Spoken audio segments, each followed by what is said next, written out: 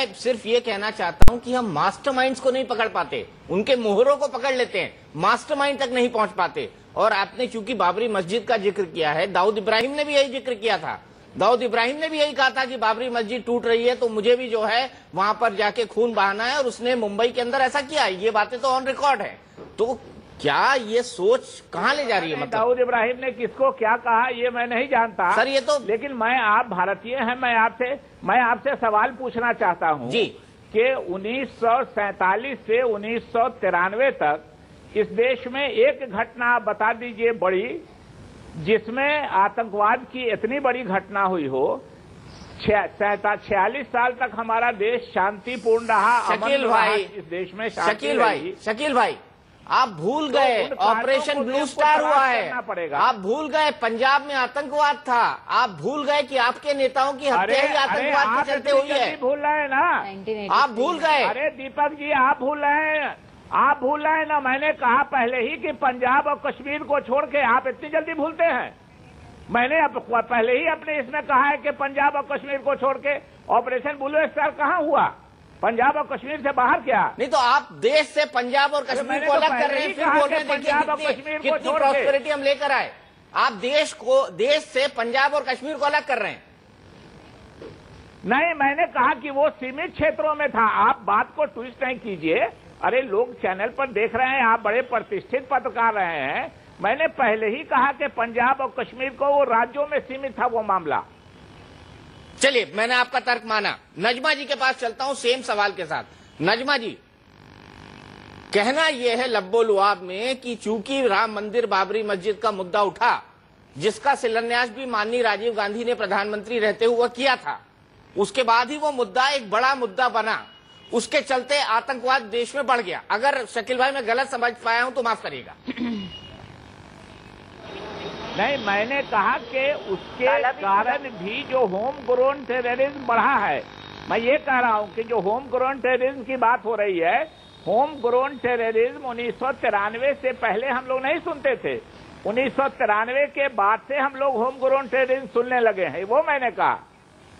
और इसके कारण पर भी देश में विश्लेषण होना चाहिए, चिंता होनी चाहिए कि क्या कारण थे जिसके कारण होम ग्रोन टेररिज्म बढ़ा और पाकिस्तान उनका फायदा उठा के उसको इस्तेमाल करने की कोशिश करता है।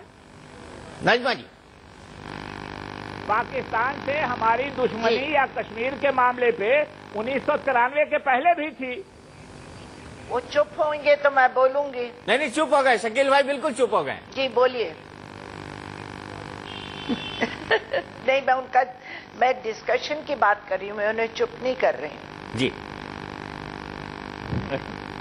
आप सहमत हैं शकील भाई के स्तर से? क्या पूछ रहे हैं आप मुझसे? मेरा सवाल बड़ा सीधा है, क्या आप सहमत हैं शकील भाई के स्तर से? शकील भाई नहीं, बहुत सीनियर लीडर हैं, हम कोई चुप कराने की बात नहीं कर रहे हैं। मैं बिल्कुल खामोशी से उनकी बात सुनूंगा। जी। नहीं, सवाल यहाँ मुझे या उनको चुप कराने का नहीं। सवाल ये है कि इस देश में फसाद तो 47 के बाद से कभी बंद ही नहीं हुए। कम्युनल राइट्स तो होते ही रहे। उन्होंने एक अपना बदल दिया तरीका। जब पंजाब का टेररिज्म एकदम टॉप पे था, उरूज पे था, तो दिल्ली में भी हुए। वो कह रहे हैं स्थानीय स्टेट तक नहीं थे, दिल्ली में भी हुए और उसका असर इंदिरा जी की हत्या करने तक हुआ। तो हम ये कैसे भुला दें कि वो पंजाब तक ही सीमित रहा। तमिलनाडु के अंदर जब ये तमिल प्रॉब्लम श्रीलंका की हुई तो उसका हम ये कैसे भुला दें कि वो सिर्फ वहीं तक सीमित रहा। तमिलनाडु के अंदर जब ये तमिल प्रॉब्लम श्रीलंका की हुई तो उसका हम ये कैसे भुला दें कि वो सिर्फ वहीं तक सीमित रही।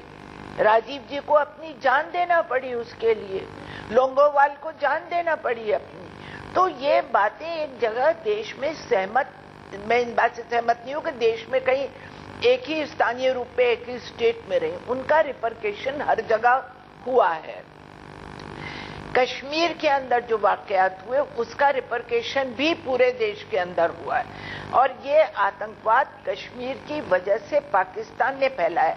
जब पंजाब के अंदर हालात खराब थे तो आप शायद शकील जी को भी याद होगा और हमारे आपको भी याद होगा दीपक जी, कि उस समय पर दिल्ली में कितने बॉम्ब ब्लास्ट हुआ करते थे। कभी सिनेमा हॉल में, कभी पार्क के अंदर, अलग अलग जगह पे होते थे उसके ब्लास्ट। और वो सब लोग जो प्लेन हाईजैक करके लेकर गए थे पाकिस्तान, वो पाकिस्तान में आराम से बैठे रहे थे। तो पाकिस्तान तो पनपा रहा है, चाहे वो पंजाब का मसला हो चाहे कश्मीर का मसला हो। ये गनीमत है कि वो तेलुगु और हमारे तमिल उसको लिए उनके वहां कोई पहुंच नहीं सका, शायद दूरी थी, नहीं तो वो उसमें भी अपनी टांग अड़ा देते। अभी सवाल ये है कि हमारे मुल्क में अगर इंडिया में हुआ है तो ये नहीं है कि इंडिया कोई अकेला मुल्क रहा है। आतंकवादी हमले, मैं टर्की में थी, मुश्किल से मैं उससे 50-100 फीट दूर थी जहां बॉम्ब ब्लास्ट हुआ उनकी मार्केट के अंदर, मैंने अपनी आंख से देखा है। अमेरिका में हुआ, इंग्लैंड में हुआ। ये आतंकवादी हमले जापान में होते हैं। मैं नरीटा एयरपोर्ट पे थी, वहां मैं एक दिन पहले मैं आ गई, वहां उतरी और उसके दूसरे दिन वहां हमला हुआ। तो इस तरह के आतंकी हमले होते रहते। सवाल जो आज आपने उठाया है कि क्या हिंदुस्तान में हमारी मंशा उनको रोकने की नहीं है, या हमारी हिम्मत नहीं है, या हम रोकना नहीं चाहते हैं, ये 3-4 सवाल आते हैं। या हमारी इच्छा शक्ति नहीं है, राजनीतिक इच्छा शक्ति। अंदर हमला हुआ तो इच्छा शक्ति, वही मैंने कहा, मंशा को जी इच्छा शक्ति हिंदी में कहेंगे। और मैं पार्लियामेंट के अंदर बैठी थी मुश्किल से 30-40 गज के फासले पे, तो मुझे मालूम है कि आतंकवाद क्या होता है और क्या क्या उसके रिपरकशंस हो सकते थे अगर पार्लियामेंट के अंदर वो अपनी कामयाब हो जाते अपनी हरकतों से। वो सब तो वहां मार गिराए गए, मगर जो जड़ है, जो रूट है, जहां से ये आतंकवाद आ रहा है, जो इसके मास्टरमाइंड है, आपने सही कहा, हम उनको पकड़ने में ना तो सक्षम हुए, ना हमने कुछ कर सके हैं।